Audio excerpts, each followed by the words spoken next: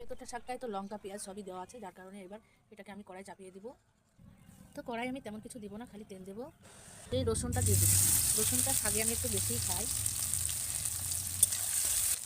আর এই যে লবণ দিয়ে দেবো পরিমাণ মতো, দিয়ে দিয়ে এবার আমি এই শাকগুলো ঢেলে দেবো।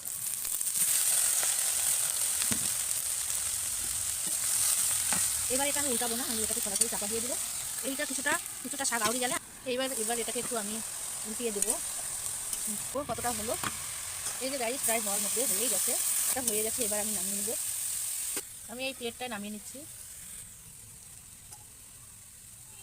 কত সুন্দর শাকটা চেহারা হয়েছে, খেতে খুব টেস্টি হবে।